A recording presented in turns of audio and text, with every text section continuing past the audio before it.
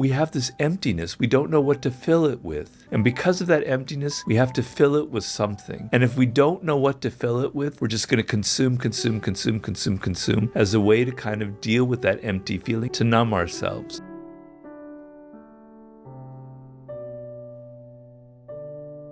It's very difficult to be a human being. Let's start at a very basic level, going back to our earliest ancestry.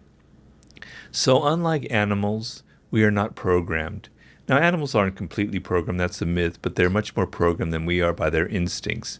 So a leopard doesn't wake up in the morning and go, what am I going to do today? Am I going to hunt this animal or that animal? No, I think it's kind of cloudy. No, they don't. They don't have that choice. We do. And that's what makes us aimless. That's what makes us wake up in the morning and go, man, what am I going to do?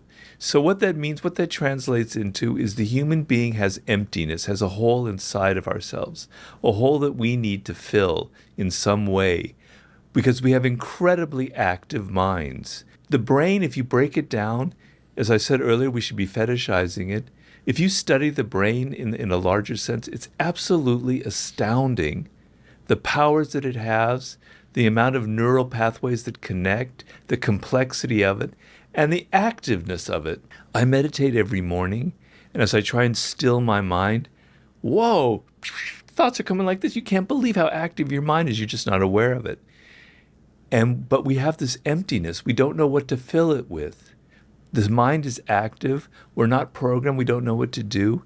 And because of that emptiness, we have to fill it with something. We're restless. And if we don't know what to fill it with, we're just going to consume as a way to kind of deal with that empty feeling, as you say, to numb ourselves. We're going to eat. We're going to watch movies. We're going to binge watch. We're going to get addicted to porn because it's filling that emptiness. It's taking that active mind and it's numbing it. And it's like, it seems satisfying because we don't have to deal with these other things. So you have to be aware that you have this emptiness inside of you. Everybody does. I have it.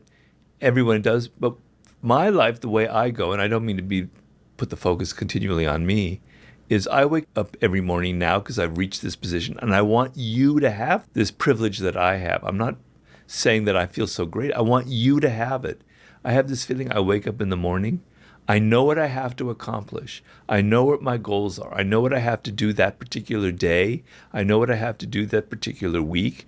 These are the things that I can do to fill that emptiness, to program, to give myself purpose, to have that North Star that you're talking about. And yes, within those parameters, I can waste some time reading about the Lakers on LakersGround.net, a website that I lurk in, or I can read articles that have nothing to do with my life, I can waste time, but I have a general parameter. I don't have that gnawing emptiness that has to be continually filled by consuming. So be aware that your mind is so active that you have to have something to fill it. But it's your choice whether you're just going to consume mindless stuff or you're going to actually use that restless, active brain of yours and put it to some incredible function. How do they figure out what incredible function to put it to? Well, that's the $1 million question, and that's why I wrote my 5th book, Mastery. So I have a chapter 1 in Mastery called Discover Your Life's Task. And it's not easy, and I don't have like a formula for it, but I kind of lay out the process that could lead you to it. If you're 22 or younger, then it's pretty clear what you have to do, and it's not so difficult. If you're 29, 30, it gets more complicated. If you're 40, it's very difficult. If you're 50, it's almost impossible. So the younger you go through this process, the better. And what it entails is figuring out what makes you unique in life. And I don't mean like total weirdness unique. I don't mean that you have to be like some flamboyant rock star, et cetera, et cetera. It can be what makes you unique as an entrepreneur, as a business person, what makes you unique as a social individual, as somebody who likes to interact with people, what makes you unique in any endeavor, right? Going into looking at your childhood and being honest with yourself and saying, I'm mentioning this thing now that I'm 22, but it's not really me. It's what my parents want me to be interested in. It's not really me because it's what other peers think is cool right now. It's not really me because of blah, blah, blah, blah, blah. What is really me? Okay? So you got to peel away these layers and you got to come at.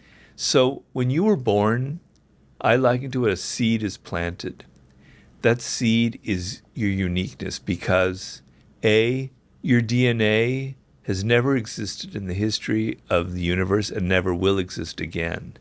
Okay, it's impossible. It's so unique. B, your parents are not like any other parents, and they're going to raise you in a way that's different from any other parenting couple history. C, you're going to have early experiences that are not like anybody else. That is unique. That is you. That is what separates you from the 100 billion. I narrowed it down how many humans have lived in the, because I had it in one of my chapters. I think it's 100 billion, somewhere around that, 110 billion. Whoa. Ever. This is what separates me from Homo sapiens. Let's draw that line. Who have ever lived before, okay? And it's real. It exists. And it's not like a single thing. It's not like, oh, I was meant to be a fireman. Oh, I was meant to be a politician. It's vaguer than that. It has to do with things that attract you, whether it's sports and your body, whether it's mathematics or music, or whether it's words and literature, or whether it's social things, or whether it's building a house, carpentry, or building a business, etc. What is it that excites me? What is it that I'm drawn towards? What I call your primal inclinations. Going through that process and figuring out, digging up that seed and figuring out what it is should be the most exciting process in your life. Because if you do it, all the stuff that we're talking about, all the bad circumstances of the world, everything you're facing, you will reverse that power. You will discover your superpower.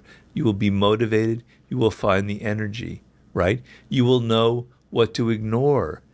It's not worth my time to be watching this podcast or reading this book. It's not worth my time to be wasting my energy doing this, that, or the other. I know what I want, okay? When you're 21 or 22, man, you can go, if you figure that out, it doesn't have to be so specific. It just has to be, this is the general direction I want in my life.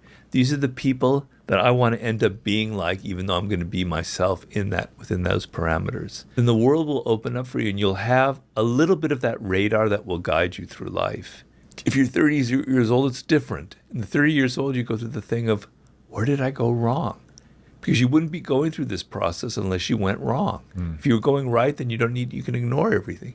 Most likely, where did I go wrong? Why am I in this shit job? Why am I unhappy? Why am I drinking? Why am I addicted to this, that, or the other thing? My frustration, my unhappiness is speaking to me. It's telling me something. It's telling me that I took a wrong turn. All right, now go back and figure out where you took the wrong turn and what it was, how you can perhaps correct your path.